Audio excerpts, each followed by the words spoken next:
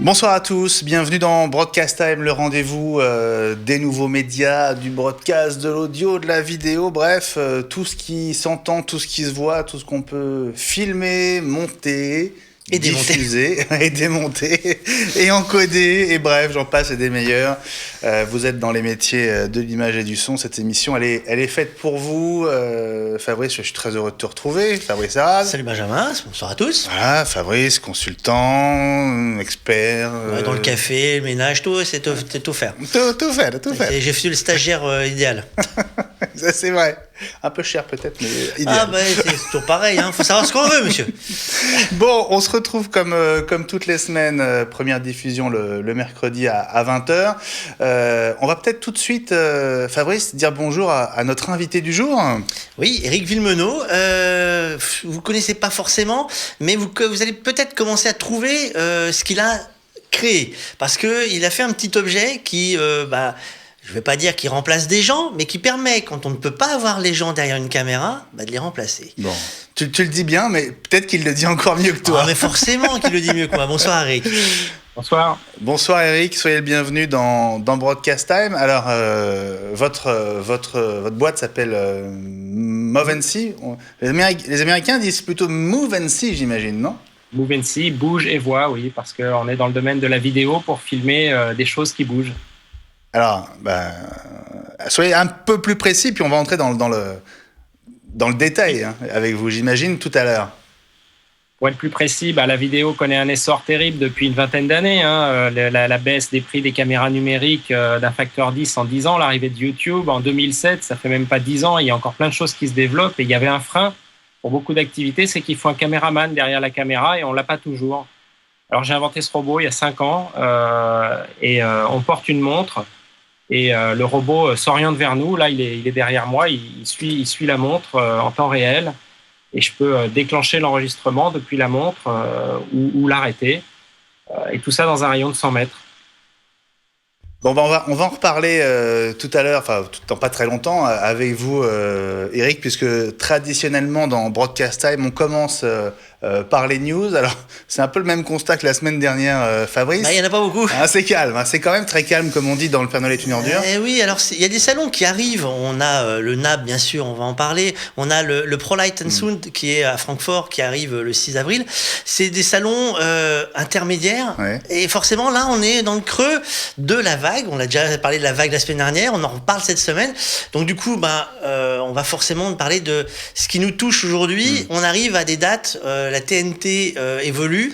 On va vous le redire non-stop pendant encore 15 jours. Ah oui, parce que ma voisine a toujours son problème de TNT, ça l'inquiète. Et oui, il faut le savoir. Vous allez peut-être avoir votre petit message qui dit « Votre télé va s'arrêter », avec le décompte. Imaginez-vous, les gens qui paniquent. Et réellement, c'est vraiment des réactions de doute, de peur sur le fait que on n'a plus d'image, on n'aura plus de télé. Donc, on panique pas tout de suite. D'abord, effectivement, si vous avez le message, il faut faire un contrôle. Alors, c'est simple, c'est la chaîne d'Arte. Alors, vous mettez Arte, voilà. Canal 7 ou 57 suivant les chaînes, vous allez avoir votre logo HD qui va apparaître. S'il n'apparaît pas, effectivement, votre télé n'est plus compatible avec le nouveau format d'image. Alors, la télé n'est plus compatible, oui, mais elle n'est pas à jeter à la poubelle. Attention, il faut juste changer le décodeur. Alors, changer le décodeur, c'est effectivement... Je crois que d'ailleurs qu'Eric est en train de changer son décodeur. Il cherche le décodeur au fin fond. Il faut acheter un boîtier supplémentaire. Certains l'ont déjà, parce qu'ils avaient déjà fait l'opération quand on était passé à la TNT. La TNT, c'est la même chose. On achète un décodeur. Alors... La semaine dernière, je vous l'ai dit, il y a des petits soucis de stock chez certains. Apparemment, c'est mieux chez d'autres. J'ai enfin retrouvé des décodeurs à des tarifs raisonnables. On en trouve, mais il faut chercher. Voilà. Alors, théoriquement, le site internet qui est derrière moi signale que toutes les grandes enseignes de la distribution ont des décodeurs et ça tourne aux alentours des 30 €. Donc, on va trouver des solutions. Effectivement, ce qui va changer le prix des décodeurs, ça va être la fonction que vous allez avoir si vous avez une prise HDMI sur votre écran ou si vous êtes encore sur les prises Péritel, et si vous voulez un enregistreur, c'est-à-dire avoir un tuner qui vous permet de regarder la chaîne et un deuxième qui va permettre d'enregistrer une chaîne. Le logo HD. Voilà, logo c'est HD ça dont qui tu doit parlais, apparaître. c'est le logo d'Arte. Hein. Donc voilà, donc effectivement, mais je comprends l'inquiétude des gens, parce que moi j'ai des gens qui me disent, mais je comprends pas, moi ma télé, après tout elle marche très bien, j'ai une belle image, je vois pas pourquoi je la changerais. C'est comme ça, le format a changé, il faut changer le format, donc on va devoir changer quelque chose. Voilà, ça va coûter une trentaine d'euros. Certains vont en profiter. C'est peut-être le moment, effectivement, d'en profiter. Et vous, ceux qui ont des box, alors attention, petit détail, ceux qui ont des box n'ont pas le problème. C'est vrai. Ceux qui ont des box n'ont pas le souci. Je rappelle, ce n'est juste que pour la TNT, ceux qui ont une antenne qu'on branche directement sur la télévision. Si vous avez une box, vous n'avez pas besoin de changer parce que vous avez votre box qui va faire le tuner et qui lui va être de toute façon normalement à jour. Sinon, il faut appeler Orange, Free, SFR et Bouygues pour dire il y a un problème.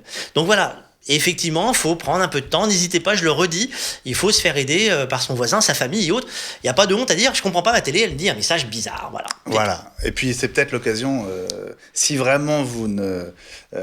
si d'abord votre télé n'est pas compatible, c'est peut-être aussi le moment de passer d'une vieille télé à une nouvelle génération de télé. Après, là, c'est vrai qu'avec l'offre... n'hésitez pas à vous renseigner avec des gens qui connaissent un peu pour pas prendre n'importe quoi non plus. Parce que là, c'est pareil, les prix s'étalent sur des milliers d'euros d'écart pour parfois des déceptions. Attention, c'est pas parce qu'on achète une télé 4K que vous aurez forcément une image 4K parce que tout n'arrive pas aujourd'hui encore en 4K chez nous.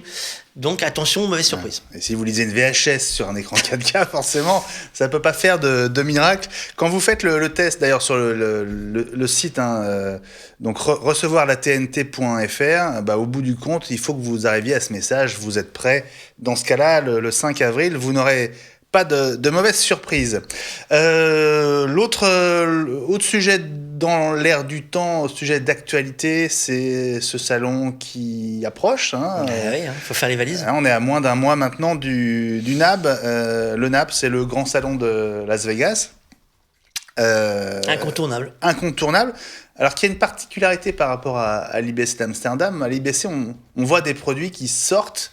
C'est pas toujours le cas au NAB. Et qui sont fonctionnels. À l'IBC, généralement, on a le temps de voir le produit fonctionner, voire de pouvoir le manipuler. Là, au NAB, généralement, on a les grosses annonces. On a d'abord ce qu'on appelle toutes les grosses écuries qui débarquent avec toutes leurs nouveautés qu'ils ont mis bien au chaud pendant l'hiver et qu'ils vont dire, voyez, on va faire ça cette année, en sachant qu'il y a un intérêt pour tout le monde d'être très vite. On a l'Euro de foot, on a le Tour de France chez nous, mais on a les JO qui vont tirer vers le haut certaines technologies. Et donc, on devrait voir apparaître beaucoup de choses. Normalement, des évolutions, c'est un peu obligé. On va parler des drones, c'est normal parce qu'effectivement, ça bouge beaucoup. Il y aura un pavillon pour les drones, il y aura un pavillon pour la réalité virtuelle. Oui, parce que ça, voilà, c'est l'une des nouveautés. La réalité virtuelle, on en parlait déjà avant, mais maintenant, effectivement, on la voit réellement. C'est-à-dire que maintenant, les produits sont arrivés, ils avaient été annoncés l'année dernière. On les a vus à l'IBC, maintenant ils sont fonctionnels. Ça évolue vite, donc c'est pas mal. Et alors, pourquoi on dit que c'est un gros salon incontournable ? C'est parce que les chiffres, quand on les regarde, c'est juste impressionnant. C'est que si vous allez tout seul et espérer de voir tout, oubliez, ça marchera pas, vous n'y arriverez pas, vous ne pourrez pas tout voir. Ça représente l'équivalent d'11 terrains de foot, la surface d'exposition. Avec beaucoup plus de joueurs alors. Avec beaucoup plus de joueurs. Alors quand même, l'an dernier, on était quand même sur des chiffres, on les a vus passer, 103 000 visiteurs en 4 jours, venus de 160 pays et plus, 26 000 visiteurs venus de l'étranger, 1635 journalistes, 19 milliards de dollars de contrats signé sur le salon. Il n'y a pas le mien là-dedans. Il n'y a pas le tien, c'est vrai. 1789 exposants. Et puis voilà, donc tout se passe à Las Vegas, au Convention Center qui abrite aussi le CES où on était au mois de janvier et où on sera à nouveau le mois prochain pour vous faire vivre ce NAB 2016. Fabrice, est-ce qu'on a autre chose à te dire ? Il y a des petites nouveautés qui arrivent, mais qui ne sont pas encore, on va dire, bien documentées. C'est-à-dire qu'on ne va pas rentrer dans les détails parce qu'on va soit dire des bêtises parce qu'on n'a pas la bonne fiche technique, soit aller chez trop le client, comme on dit, parce que du coup, j'aimerais bien les tester avant. Donc, on les a mis de côté. Après, voilà, c'est vraiment une période un peu calme pour les produits. Et les annonces arrivent tout doucement pour le NAB. Voilà. et ce qu'on commence à savoir un petit peu par des indiscrétions est encore protégé souvent par des embargos, etc. Il faut éviter. Donc il faut qu'on attende encore un tout petit peu avant de pouvoir en parler avec vous. Je vous propose qu'on fasse une très courte pause, Fabrice, et qu'on se retrouve dans un instant, ou qu'on retrouve plutôt dans un instant Eric Villemenot pour parler de Movency. À tout de suite.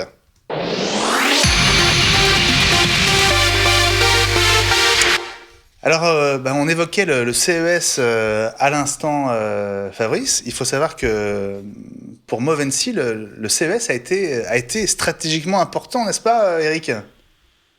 Oui, l'an dernier, en 2015, c'est là qu'on a annoncé la sortie de Pixio qui tourne derrière moi, le dernier robot caméraman. Ouais. Alors, stratégiquement, pourquoi avoir choisi de l'annoncer au CES plutôt que dans un salon dédié à l'image comme l'IBC ou le NAB ? C'était une occasion d'avoir des retombées mondiales. Le NAB, c'est pas très connu de nos clients. C'est connu par les distributeurs, effectivement, tous les spécialistes de vidéo. Nos clients sont pour moitié dans le monde du sport. Le CES, c'est vraiment consumer. Ça permet d'avoir des grand public. C'est grand public. C'est grand public, oui. Et donc, ça veut dire que vous visez surtout le grand public avec vos produits, Eric ? Une partie du grand public, les passionnés de sport, les passionnés de vidéo, et aussi des semi-professionnels ou professionnels du domaine du sport, de la vidéo et plein d'autres choses. Il y a des applications assez incroyables auxquelles on n'avait pas pensé. Alors, on a un petit quart d'heure à passer ensemble pour parler de vos produits. Peut-être qu'on va reprendre au point de départ. Qui vous êtes, Eric, et d'où vous venez ? Moi, je suis ingénieur de métier. J'ai fait de l'instrumentation pour les satellites, les bateaux, les sous-marins. Et j'ai aussi fait beaucoup de sport et de vidéo. Pour les sous-marins ? Ouais. Pour les sous-marins, j'ai fait des instruments pour les sous-marins aussi, oui, tout à fait. Des instruments de navigation pour qu'ils sachent où ils vont, sachent se repérer sous l'eau sans avoir de GPS. Ah oui, c'est du lourd, ça, quand même. Oui, ce sont des hautes technologies, effectivement, tout comme pour les satellites, des très hautes technologies très pointues. J'ai pris beaucoup de plaisir à faire tout ça, mais le soir, le week-end, je suis aussi sportif et vidéoman. J'ai toujours fait beaucoup de vidéos depuis 30 ans et souvent pour du sport d'ailleurs. J'ai fait beaucoup de parachutisme où j'ai filmé des équipes, où j'ai été filmé moi-même en entraînement pour débriefer les entraînements sportifs. Et donc ma passion du sport et de l'image et des technologies m'ont conduit assez naturellement à me rendre compte qu'il y avait vraiment besoin d'un robot caméraman pour faire plein de choses. Et étant ingénieur, je me suis dit on va le faire. Donc j'ai créé Movency il y a 5 ans avec cet objectif-là. Ouais. Et maintenant c'est votre full-time job, comme disent les Américains ? Exactement. La technologie, du sport et de la vidéo. Les trois.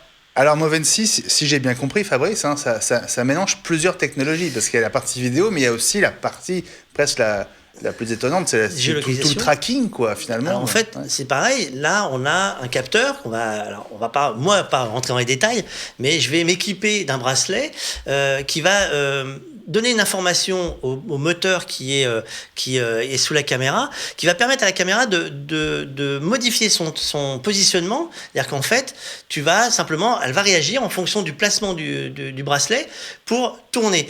Et l'intérêt de ça, c'est qu'effectivement, du coup, tu vas pouvoir déterminer l'objet central qui est le bracelet et suivre automatiquement. Donc là, on voit derrière. Alors oui, Eric fait la démonstration là en live. Tu as la caméra qui va suivre et derrière, alors tu as toujours un temps de réaction. Effectivement, si tu es à moins d'1 mètre de la caméra et que tu cours trop vite, la caméra va avoir le temps de mouvement.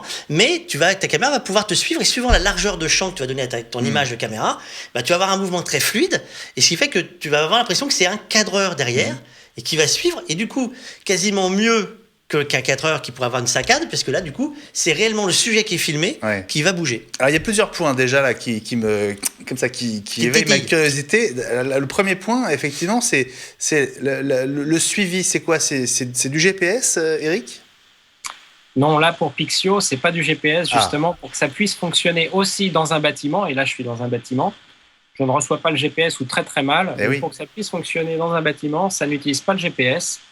On refabrique un GPS local en positionnant 3 petites balises comme ça, qui ont la taille d'un téléphone portable. On les place autour de la pièce et ça recrée localement un GPS. Donc la montre se repère par triangulation par rapport à ces 3 petites balises et renvoie sa position au robot qui va donc s'orienter vers la montre et qui va zoomer si la montre s'éloigne, dézoomer si elle se rapproche. Donc ça c'est Pixio. Pixio. Là, vous êtes dans un usage indoor. Vous pourriez être dans un studio télé. On pourrait être dans un studio télé et on a eu des ventes pour des studios télé. Effectivement, c'est une des applications. Ah bon ? On trouve déjà vos caméras, vos systèmes de suivi dans des studios télé en France ? En France, je sais pas. Je sais que c'est en Italie et aux États-Unis notamment qu'il y a eu des ventes sur des studios télé. En Italie, par exemple, un studio télé qui fait des émissions de cuisine. Et le cuisinier a une très très grande cuisine dans un studio. Il y a un cadreur qui s'occupe d'un peu tout et il voulait avoir ces caméras automatiques pour enrichir leur cadrage avec certaines caméras qui sont donc automatiquement orientées. Ah, ça c'est intéressant parce que vous disiez qu'au départ l'idée et l'envie est venue du sport. Et puis là on va en reparler, mais là on est déjà dans notre univers finalement. Télé, ouais. Moi, j'imagine très bien la personne qui fait la météo, qui pourrait avoir un grand panneau de mouvement de mobilité et qui pourrait se déplacer et aller suivre, la caméra pourrait suivre. C'est d'où l'intérêt de pouvoir suivre sur une distance très courte et en indoor avec le principe des 3 points de localisation. Alors, autre question, je suis sûr que je vais en oublier, mais c'est pas grave, on va essayer quand même de balayer large. La caméra qui est derrière vous, vous ne fournissez pas l'ensemble caméra et Pixio. On met la caméra qu'on veut. On met la caméra qu'on veut. C'est quand même mieux d'avoir une des caméras qui a la petite prise. Vous voyez qu'il y a un câble qui va de la caméra au robot. Oui. Ce câble, c'est ce qui va commander l'enregistrement. Quand j'appuie ici, ça transmet un ordre d'enregistrement. Voilà, on voit que la caméra là-bas s'est mise à enregistrer. Il s'est arrêté. C'est aussi par ce petit câble que va passer l'ordre de zoom pour zoomer un peu plus, un peu moins. Ouais. C'est quoi la prise en l'occurrence ? La prise Lank ? Ça peut être une prise Lank. Sur les Canon, ça s'appelle une prise Lank. Et sur les Sony, ça s'appelle une prise multi. Ouais.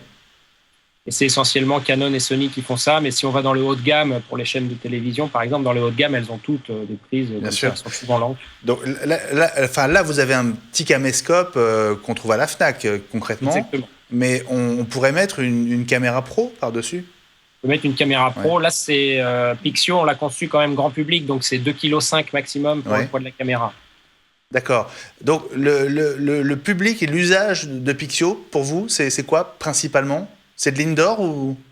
Les principaux usages, là, ils sont à la fois indoor et outdoor. On a pas mal de ventes en sport, et notamment en équitation, en tennis, hockey sur gazon, hockey sur glace. Il y a des pays où ça a un rôle fondamental, ces sports, le hockey, par exemple en Australie, le hockey sur gazon, c'est monstrueux. Ouais. On a aussi des ventes à un autre extrême qui nous amuse beaucoup, nous intéresse beaucoup, par exemple les prêtres américains. Les prêtres américains, bon ils courent dans l'église, c'est pour ça. C'est un show, donc ils sont sur scène. Non mais sérieusement, c'est un vrai spectacle. Ils retransmettent leurs prêches sur Internet en direct et en différé. Et ils nous achètent ce robot pour filmer un peu plus facilement leurs prêches. Et c'est très amusant parce qu'ils nous expliquent ce qu'ils font. On est très avides de comprendre ce qu'ils font. Et certains nous demandent, mais c'est vraiment très très réactif, parce que moi sur scène, ça dépote. Ah oui, faut que ça arrive à me suivre. Donc voilà, les prêtres américains, c'est une application qu'on avait pressentie, mais qui s'est confirmée, et on est très content de ça. C'est très original pour nous, Français. On n'a pas l'habitude de cette culture-là. C'est très intéressant. Alors juste, on va essayer de bien être clair. Donc Pixio, c'est votre produit le plus récent ? C'est le dernier. C'est le dernier produit. Quelle est la différence entre Pixio et les autres produits que vous proposez, Eric ? Le précédent qu'on a proposé, il est arrivé sur le chemin. Pixio, c'était quand même l'objectif de l'entreprise. Mais sur le chemin, on s'est aperçu qu'on pouvait faire un modèle plus rapidement. Donc il y a 3 ans, on a commercialisé ce premier modèle qui ne fonctionne qu'en extérieur. Parce que là, lui, il utilise le GPS dans ce gros brassard. Il y a un GPS et puis d'autres capteurs très performants pour localiser le sportif. Donc, comme il y a un GPS, ça ne fonctionne qu'en extérieur. Ça, c'est un produit très robuste et très performant qui peut être utilisé dans les sports nautiques notamment. C'est très utile parce que c'est une portée d'1 kilomètre.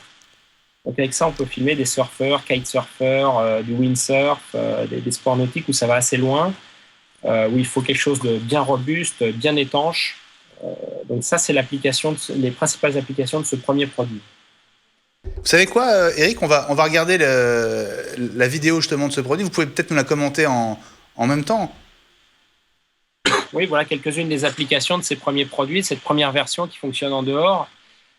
Donc le bracelet est étanche déjà, parce que s'il est sur le surfeur, j'imagine que... Voilà, bracelet étanche, effectivement. Là, de l'équitation qui a tout de suite bien accroché, du karting. Alors, on voit marqué zoom automatique réel. Ça veut, concrètement, comment est-ce que le zoom tient compte du déplacement du sujet ? Alors, comme la caméra sait où elle est sur Terre, le robot sait où il est sur Terre, et le robot connaît aussi la position du sujet à filmer. En faisant la différence, on a la distance, et le robot adapte la commande de zoom à cette distance. Donc ça a été votre premier produit finalement ? Oui, ça c'était le premier produit sorti en 2013. Il a le même nom que la boîte ou il a un nom particulier ? On l'a appelé le eFull Motion. Beaucoup de gens l'appellent le Move & See. Au départ, c'est vrai qu'on l'a appelé le Move & See. Après, on l'a appelé le eFull Motion. D'accord. Fabrice, alors bon, j'imagine que les cadreurs doivent pas être vos amis parce qu'ils...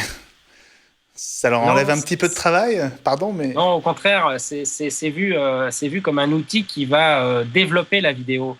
Donc, on a beaucoup de clients qui sont cadreurs, qui filment des compétitions d'équitation, par exemple, et ils veulent utiliser ça pour filmer encore plus. Personne nous dit que ça va tuer des métiers, c'est plutôt le contraire. Ça va enrichir les métiers et les développer encore plus. Les réflexes des professionnels sont plutôt ceux-là. Ouais. Dans le monde du sport, quel accueil vous avez eu ? Est-ce que vous travaillez avec des champions notamment ? Est-ce que vous travaillez avec des fédérations ? Par quel bout ça a pris, voilà. Avant même de sortir le produit, on s'est rapproché de champions, de fédérations, d'entraîneurs et de sportifs lambda pour connaître leur avis, leurs exigences, ce qu'ils souhaitaient. Donc déjà, on a conçu le produit avec l'avis de tous ces champions. Ensuite, on est resté en contact avec eux et puis il y en a des nouveaux qui sont arrivés naturellement en nous demandant des partenariats ou l'achat du produit, etc. Donc effectivement, il y a pas mal de relations avec des champions parce que c'est eux qui portent souvent les innovations, les techniques les plus innovantes pour s'entraîner. Et puis après, ça s'est démocratisé, évidemment. Et il y a des gens, on a fait des ventes qui nous ont un peu étonnés, mais à Noël, il y a des gens qui nous appellent, c'est pour mon fils de 7 ans qui fait du poney. Hein. Est-ce que vous avez eu du coup des retours qui vous ont permis soit d'évoluer, soit des demandes d'évolution des produits ? Pas que les prêtres, voilà. Enfin, les prêtres aussi, mais... Et la demande principale, quand on a sorti ce produit, c'était « faites la même chose indoor ». C'est ça la demande principale. Et comme on avait déjà créé l'entreprise avec l'idée de le faire, ça ne nous a pas surpris. Ouais. Et ça nous a encouragés. Et Pixio, c'est indoor et outdoor, hein, c'est ça ? Voilà, ce qui peut le plus peut le moins. C'est-à-dire que... Quand on n'a pas la pièce où on peut mettre les 3 capteurs, comment on fait du coup ? Eh oui. Les 3 capteurs se mettent dehors sur un petit trépied, on pose ça par terre ou sur une barrière. Du coup, on va regarder la vidéo du Pixio, mais si je suis dans une salle couverte type gymnase, les 3 capteurs, je vais les placer comment ? Ça peut être placé aux 4 coins du gymnase, hein, par exemple. Là, vous voyez du tennis, on l'a mis derrière le joueur, derrière le terrain de tennis. Ça peut être mis sur le poteau du filet de tennis. Voilà, sur une scène de conférence, on va mettre ça autour de la scène de la conférence elle-même. Alors juste parce que je suis un peu neuneux, je suis un peu le neuneux de la bande. Dans tous les cas, avec Pixio, il faut placer les 3 capteurs quelque part. Oui, exactement. Même si on est dehors, sur une plage, par exemple. Même si on est dehors, même si on est sur une plage, donc c'est pas très adapté au sport nautique, par exemple, parce qu'on va pas pouvoir placer les balises autour d'un terrain de jeu nautique. On a vu un prêtre, je crois là, non ? On va rester sur des. En fait, on va considérer qu'on va choisir le produit en fonction de la distance à laquelle est le sujet, non plutôt ? La distance est un critère. Pardon. Effectivement, la distance est un bon critère. Le type d'activité, si c'est nautique ou pas nautique. Alors donc, comment vous répartiriez les deux justement ? Schématiquement, le premier produit, il est maintenant surtout destiné au sport nautique, alors que le Pixio va être destiné à toutes les autres activités. D'accord. Et là, vous n'avez pas pour l'instant des demandes d'évolution puisque là, vous avez commencé à livrer les produits depuis le début de l'année, c'est-à-dire depuis février, je crois. Vous avez déjà des retours d'utilisation en disant c'est vachement bien, mais il y a un truc qui ne va pas ? Il y a des demandes d'évolution technologique plus profondes, c'est-à-dire, par exemple, on parlait des plateaux de télévision. Il les plateaux de télévision voudraient adapter cette technologie aux grosses caméras, aux gros robots qui pilotent les caméras sur les plateaux télé. Sans blague. On est surpris. C'est bizarre, hein. Je ne sais pas pourquoi. Ça veut dire que c'est l'un de vos chantiers du moment? La feuille blanche est prête? Ouais. On n'a pas pris de décision parce qu'il faut vraiment étudier comment réagit le marché et comprendre aussi le marché qu'on veut aborder. Par exemple, le sport, on comprend bien et on fonce. Les prêtres américains, on connaît moins bien, c'est tout nouveau. On n'aurait peut-être pas créé l'entreprise s'il y avait eu que les prêtres américains parce qu'on ne connaît pas bien. Pareil pour les plateaux de télévision, moi je connais pas très bien ça. Faut-il se lancer sur des versions des plateaux Surtout de télévision? que là, je me rends pas compte. Là, on est d'accord, j'ai un capteur, une caméra. Qu'est-ce qui se passe si je veux faire suivre pour plusieurs caméras une seule personne? J'ai un joueur de tennis, je vais suivre cette personne-là, j'ai 3 caméras. Je mets 3 capteurs sur la personne? On a un seul capteur. Là, on peut faire fonctionner sur une même zone 3 robots et 16 montres. Ah oui. 16 montres et 3 robots? Voilà. Et du coup, vous switchez comment quand vous avez 3 robots qui vont suivre les 16 montres? Parce que là, du coup, le match de foot, ça va devenir un peu la pagaille. C'est quel choix vous avez? C'est manuellement? C'est moi qui vais choisir dans le menu de dire je prends le capteur 1, 2, 3, 4? Oui, il y a 2 possibilités en fait pour switcher. Première possibilité, on laisse les gens se débrouiller et le dernier qui a appuyé sur son bouton va être filmé. Deuxième possibilité. Ils vont se battre entre eux là. Ça va être sanglant. Hein. Peut-être, voilà, ça dépend de la discipline. Ouais, c'est ça. Deuxième possibilité, je suis coach lors d'un entraînement sportif, j'ai mon smartphone et j'ai une télécommande sur mon smartphone qui me permet de dire au robot numéro 1 de filmer le joueur numéro 14, robot numéro 2, filmer le joueur numéro 3, etc. Donc là, on est d'accord que vous restez sur le pilotage, le remplacement en fait d'un cadreur par le robot qui va permettre de choisir l'axe caméra, la profondeur de tournage. Mais c'est tout, vous passez pas sur autre chose pour l'instant. Non, pour l'instant, c'est effectivement ça. Hein, c'est la robotisation du cadrage. Bon, il nous reste une petite minute, Eric, pour parler avec vous quand même de... Ouais, des brousoufs. Vos principaux marchés, c'est quoi? Et puis combien ça coûte? Ça coûte aujourd'hui autour de 730 €. Pour lequel? Pour le Pixio. Ouais. L'autre, celui-là, qui est beaucoup plus performant, 1 km de portée, complètement étanche, etc., c'est 1 500 €. Ouais. Ce qui reste... Ce qui n'est pas délirant. Hein. Le cadreur est vite rentabilisé. Ouais, pardon, tu n'aurais pas dû dire ça, Fabrice. Mais non, mais de toute façon, malheureusement, il faut être cohérent. On est tous dans la même situation.